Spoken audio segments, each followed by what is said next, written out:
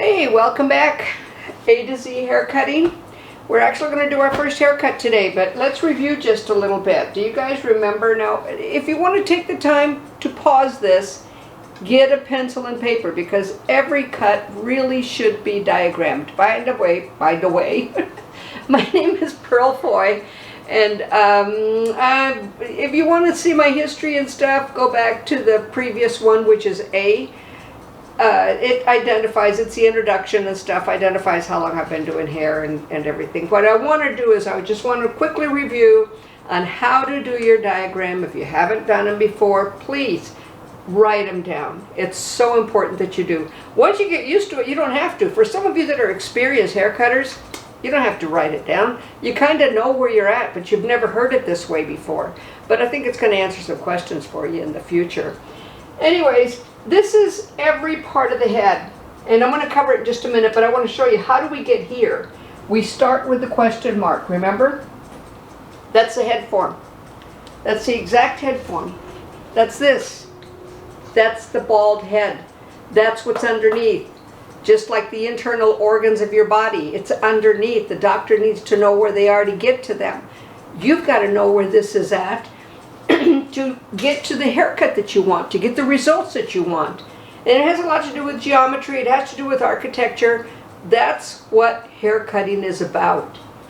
Question mark. Then you do a number 1, and then a number 2. There's your head form. The rest of it you're going to draw in. Parietal line, upper ridge, lower ridge, apex, crown, vertex, flat part of the head that's known as a temporal area, but feel it, it's flat. Frontal fringe or bang, that's the front of it, it's right there. Occipital area, nape. How do you find your nape line? Place your finger above your ear, bring it back, it goes right to it. Don't direct it, it'll just do it for you. Within the nape is behind the ear. The reason behind the ear is so important is because of cowlicks. The same thing with the vertex. This is the occipital. This is the perimeter line. Let me see, have we got everything? Upper ridge, lower ridge, apex, crown, parietal line. Many people call this the crown, the curve of the head, or they call it the rim. If I just tell you go to the curve of the head when we're starting to do clipper cutting, there's no exact language. Like I told you before, start looking at men's haircuts. You'll see that lower ridge. It's extremely visible. If you know exactly where the lower ridge and upper ridge are, you'll be able to do pompadours. You'll be able to do a perfect flat top every time. So I just wanted to cover this with you. The perimeter line is your hairline. The little dots are the interior. That's your hair. That's your hair growing. So I just wanted to cover that real quick. So now that we're getting ready to get started, I want to make sure that you know how to diagram for this cut. So all of my cuts are already diagrammed. I don't need to diagram them, but I diagrammed them for you. All right? So everything that we do is going to be diagrammed. You need to know it. Zero elevation, that means you're not going to pick it up. You're not going to elevate it. Some people call it zero projection. Well, a projection, the word means so many things, but elevation means to pick up. We know that. It has pretty much one term. It means you're rising up, all right? Or rising or not rising. And I'm not going to go into detail about that. But anyways, zero elevation. One thing that you're going to do many times with the haircuts, sorry. Oh, I forgot about the tragus. We forgot the tragus. And we covered the tragus on the introduction. Please look at that. It's very important not to put earrings on there. Okay, so we're going to subsection off. The first thing we're going to do is we're going to put it into 4 quadrants. That's what 4 quadrants are. We're going to start calling them 4 quads just to make it easy. Develop a common language for ourselves. We're going to subsection again at the parietal line and at the flat part of the head. So you're going to take it into 4 quadrants. This is all going to be one piece of hair. You'll see it in just a minute. One grouping. That's going to be separate, that's going to be separate, that's going to be separate, and then you're going to subsection again mid-occipital, and then you're going to come down and section out the nape so that you have it out. There's a specific reason to know exactly where the nape line is at with this haircut. And you can see that that's all been sectioned out exactly the way I've done it right there. All right? The little dots are the 4 quadrants. And then you're going to, when you start the cut, you're going to direct the hair down. You're going to follow the head shape when you cut it. That's a perfect 0 or a perfect bob haircut. Everything, you start learning with this cut what straight down means and what straight across means. I'm not going to explain this because I'm going to explain that in a minute. These are all my directions for how to do this cut. So when I teach you, when I teach my students, I go back and I show them this. And then I tell them, okay, so what did you write down? You don't write it down like I do. You write it down so you can understand it. My words are my words. That's my area of comprehension. What's your area of comprehension? Once we do it, we find out where you have problems or you don't have problems. All right, so I'm going to put this up. And before we start cutting, by the way, here it is. It's already sectioned out for you. And you can see that we've done the 4 quadrants. We sectioned this all up by itself. Flat part of the head, the occipital, and then we subsectioned off again the occipital mid, right at the tip of the ear, comes straight across. It's kind of laying down a bit. And then we subsectioned off the nape line. And what we usually call this is the happy face. Now when I start cutting, we've learned, this is our, we finally got our sound right. Our sound wasn't very good with our first video. We've gotten our sound better. Got to get my water bottle, sorry. To get off screen for a minute. And if you have an opportunity, these water bottles are so fantastic. I get mine at Makeup Beauty Supply here in Arizona. They've got I think they have a couple of Makeups in Nevada, and I believe they have one in Utah. But absolutely excellent, excellent place to shop at for professionals. Okay, so we're going to comb that down. We're going to comb it straight down. I'm not going to diagram this. I'm telling you, write it down so that you understand it, so that you know what to do next. So taking it straight down at the nape line, and you can see the natural fall of the nape falls here, and travels around the head. Especially once you wet it down, you can really see it. Now before we start cutting, you see all these videos, you watch all these videos and you see them cut, but they never show you how to hold their shears. They never show you why you would hold them in that form. So before we start cutting, I don't care if you have paper cutting shears, whatever, you've got to practice this. I recommend that you go to, you can go to Sally's and buy a decent pair of hair cutting shears, but this method is extreme and it's important. So the way that you're going to hold your shears is with the ends of your fingers, or we call them the balls of the fingers right here. And you're going to hold it down at the bottom. Every once in a while you will see somebody cutting in this form. What happens is it restricts the opening of the shear. When you cut it, do you see the difference? So if I bring it here, it restricts the opening. If I bring it to the tip of the finger, it opens up so much more. So therefore, it gives me options of whatever I want. Do I want small? Do I want medium? Or do I want a lot? All right? So those are the reasons for that. So you want to hold it. Your 2 fingers, your middle finger and your index finger, fit along this area here. I'm not going to name them because if you're a hair cutter, if you've gone to beauty school, you already know the names. This is not what's important for you. What's important to you is learn how to do it. So anyways, you're going to put those 2 fingers there. This is called a tang, by the way. The pinky finger goes on the tang. Do you see how I'm holding my thumb right there at the very end? All right? Now the reason for that is because you can turn the shear. Do you see that? You see that roll around the thumb as I turn it?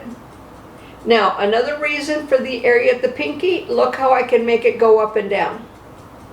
So these are factors in hair cutting. What happens is people do this or they do this. A professional hair cutter is not. A professional hair cutter is going to use the tips of their fingers. Anybody that does a whole lot of hair cutting, I mean, I've seen it in blow drying, this stuff. You want carpal tunnel? Do that. When you're blow drying, you use your whole arm.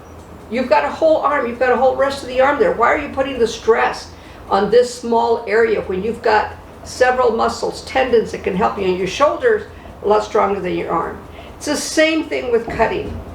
So when we cut, there's 3 positions. The first position is called the primary position. That's this. Now notice that my elbow is down. If I put my elbow up, do you see the shear slightly move? All right? Put my elbow down, the shear becomes straight again. This is another factor when you're cutting really long hair. You want to have your client stand up. The reason that you don't bend down is look at the shear again. It's gone crooked. And then they wonder why, and you think you're cutting straight, and then you go back and check and you're wondering, but why isn't it? Look at your shear. This is what's doing the cutting. There's 3 factors to hair cutting. The first one is sectioning. How do you section it? The next one is, how do you elevate it or not? And we're not going to elevate with this. Everything's going to come straight down. Our next cut after this, everything's going to come straight up. The one after that, everything's going to come straight out. Then you're going to learn clipper cutting.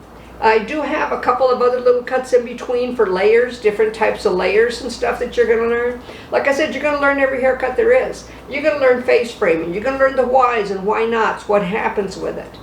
Many times with my students, I tell them, please don't ever be afraid to ask me, why did you do that and how did you do it?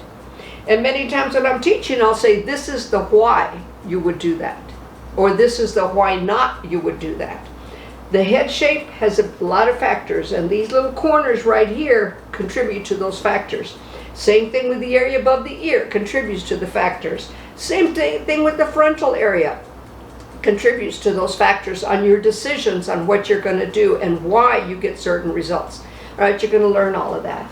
So anyways, so the first position is called the primary position. All right, what I want you to do, and my shear may go just a little bit off when I come down, but I'm trying to teach this class, so just be careful, all right? Be careful when you do it. All right, so, I mean, I wish I was perfect, but I'm not a robot. All right, I'm a person, just like you. So, all right, so we're going to pull this straight up. I'm looking at it, I'm looking at it, and I'm looking at it come down. I'm looking at it, I'm looking at it. All right, up, down. Now do you see how my shear kind of angled at this angle for a minute? Okay, so now I've corrected that and bring it straight down. All right, now I want you to do that 5 times with your eyes closed. 5 times with your eyes closed. I hope my shears are staying straight. I felt that kind of come down a bit.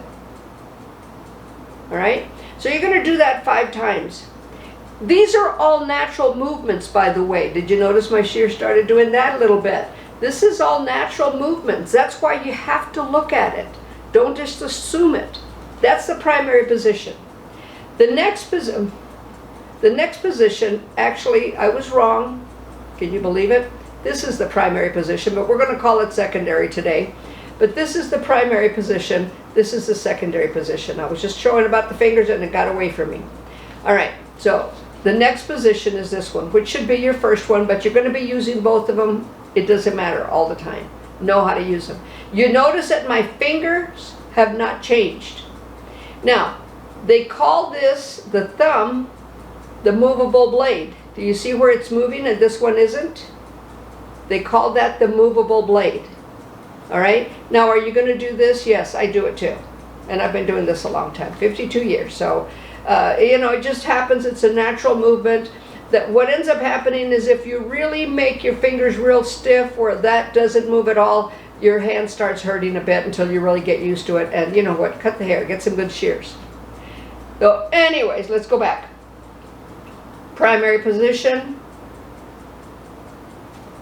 Movable blade. This is called a still blade. So that's primary position. Again, do the same thing.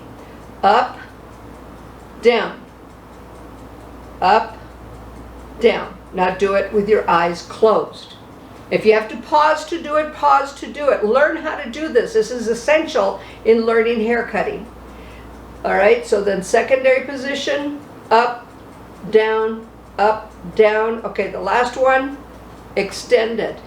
You're going to use this quite often when you're around the face. You don't want the shear on their face. You don't want it hitting their face. So you're going to do a lot of this where you pull it away and your hand then is in that. So that's called the extended position. And you will be using this many times as you're cutting, especially along the frontal area. Okay, so, and then you're going to do the same thing. Let's do this again. And you notice my finger positions have not changed. Up, down, up, oh, see? And it's natural. Those are natural movements. You have to look at it. I've been doing this for 52 years and I still have to look at it. So these are natural movements. You're not cutting hair 24/7. You're doing a whole lot of other things with your hands. So your muscle movements and all of that are going to take their toll on it. All right, so I'm going to get started on this cut. I'm going to do it quickly. And I'm going to be using the positions. I'm only going to take off an inch, but I want to make sure that you can see it. And we found out that you couldn't see it when I cut on that side, so I'm going to cut on this side. So this is kind of like a learning experience for us too. You want to start at the center nape. You want to bring it straight down. You want to hold the hair with your middle finger and your index finger, and sometimes to make it tighter, press with your thumb. Try getting your finger in there when you're pressing with your thumb. All right? When you're not, it opens right up. Press with your thumb, doesn't go in. You want to hold it taut but not stretch it. So you want to hold it, in other words, tight but not stretch it. So you want to bring it down so that you can see that that center nape is perfectly straight. You want to measure it with the comb. In other words, you don't want it coming to the center.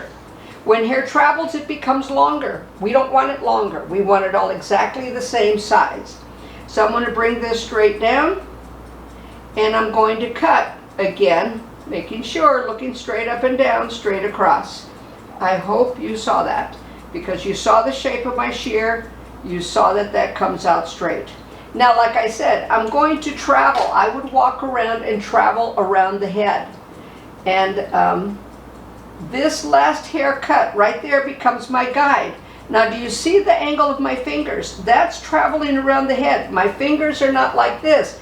This would be longer. It travels. It would not necessarily be straight from where it grows. So straight down from where it grows. It forces you to think about what you're doing. Straight, straight, and I'm traveling around the head. And then straight again. So see, this is going to be even, perfectly even all the way around. I'm going to give you a clue as to what happens when you bring the hair over. I'm bending so you can see this. Now, let's take that off. And you'll see that this is a little bit longer. Do you see that? So what happens, now I'm going to go ahead and clean that up. And it's just a scotch, it's just a little bit. But the point is, the more you do it, the longer it's going to get, because this would have traveled back. And that's a different haircut. All right? And some people want that. Okay. Now, after a while, you're not going to, you may or may not section the hair. You may or may not take it all the way down if you don't want. But the point is, you want to make sure that the hair is equally wet and or equally dry. Some people do get their hair cut dry. The thing about cutting it dry, and we will cover later on, maybe as we are talking a little bit about hair structure, the cuticle around the hair, all of that stuff, so that you understand. Sometimes with dry hair, it's not a good idea. Now, you want to cut it thin enough that you can see your guide. If you can't see your guide, you're guessing. So this makes it a lot easier, because now we have a guide and our shear is straight. Oh, and always cut only to the second knuckle. If you cut further than that, you're going to do a little bit of surgery on your finger. Again, is my cameraman, is my back covering stuff? All good. All good? Okay, good. All right, so, and as you can see, all I'm doing now, what we call a guide is your line underneath. That's what your guide is. Your guide is the line underneath. Now this is really fine hair, so when you get into hair that's thicker, you want to keep it up with thinner sections. But because this hair is fine, and by the way, we are only going to be cutting on mannequins. At this point, we're not looking at cutting on real people, because that's where the videos kind of mess you up too. Is you didn't write it down, you just saw it, you kind of took note of it, or you're watching it while they're doing it, and you're trying to copy them, but yet you don't know where you're at, you don't know where you're going. And that's going to be a phrase I'm going to use many times. Always know where you're at, know where you're going. And you can see that we can definitely see our line or see our guide. Now, the reason that we section off the top of the head is because of the natural fall of the hair. You know, people have cowlicks right at the vertex. So that natural fall is going to shift a little bit. If I were to force everything down, it would lay a little bit differently. All right, so here I am again, making sure that using my primary position, and I usually like to go side to center or center to side. The reason for that is it's called the push-pull theory. If you don't do it, you're going to always get one side longer than the other. Look, push, push. Do you see my hand go down? It's very difficult. I'd have to bring my elbow in to make sure it stays straight across. That's an extreme variable on that. So that's why we go side to center or center to side. I'm going to come over here. This is a simple haircut. The biggest thing here is to make sure that you take your section so that you can see it, part the hair off. Make sure that your client or your daughter or your cousin is sitting or standing straight up, not like this. You don't want them to lock their knees. If they lock their knees, they're going to faint. So you want them to stand straight up. So again, I'm traveling side to side, center to side, I'm sorry. And I want to get this wet.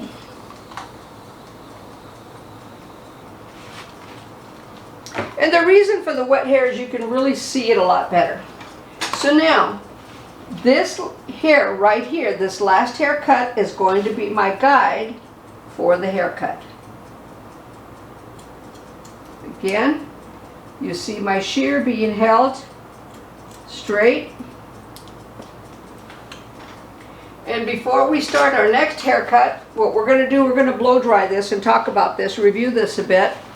So before we start the next haircut going straight up, we're going to review this, and I'll have it blow dried so you can kind of see it, see what it looks like blow dried. But the biggest factor here that you're going to learn, and see, that last haircut is my guide. I'm traveling around it. This is not being pulled back. It's straight down. It's called a zero elevation haircut. Otherwise, this would not be zero. It would be pulled back. We got a couple little stragglers there. Okay, so let's see what we did. And oh my God, we're even. Now understand, when the hair is really wet, it's going to stretch a little more. When it's dry, it's not. It's going to pull back up again. But one thing that I want you to get real quick is that the natural fall of the hair. And you'll see that natural fall. Now she's parted down the center because what did we do? We did 4 quadrants, and then we subsectioned out the parietal line. So you see there's very little that's going to be cut, but she said, hey, I want it all one length, all of it, one length. I don't want layers anymore. And when it comes to that, you know, sometimes you have to go into it early because, carefully. Because if they're saying, I don't want layers anymore, normally layers are a lot shorter. And their last layer, you don't want to take it that short. So you want to start from the layer that, for the length in the layer that they want. And just tell them, hey, you're going to have layers for a little bit, we got to let this grow out a bit. So we're going to bring this up. And you can see now this is the only time that at the frontal area is going to come up to the side, and you're going to see in the end, I'm sorry if you can't see this, I want to make sure you can. But just basically all I'm doing is following that line. That's it. I'm not doing anything different. Just following that line, cutting along that line where it's at. And again now, one thing about side to center, side to center. One thing about cutting on a person, when you get to the flat part of the head, do not pull the hair out to the shoulders to try and get it even. Do not crawl into their shoulder area trying to get that even. What you're going to do, here's the secrets to the universe. And see, I always look up. Your eyes are just going to be going up and down, up and down, up and down, looking at it to make sure it's straight. Secrets of the universe is that you always want to make sure that when you're holding it down, that's exactly what you're doing. It's looking up and down to make sure that it's straight. Now, when you have a client and you have them standing up, what you're going to do, another secret to the universe, you're only going to cut to the area of the flat part of the head, right there. When you drop down the flat part of the head, you're going to have them stand up, turn their head, let that hair fall down. Do you see how now I can take my hair and even it out with that? That's how you do that. You don't try and bring it out to make it blend, because what are you doing? That hair is now traveling, becoming longer, and you're wondering why, and then both sides are not going to be even.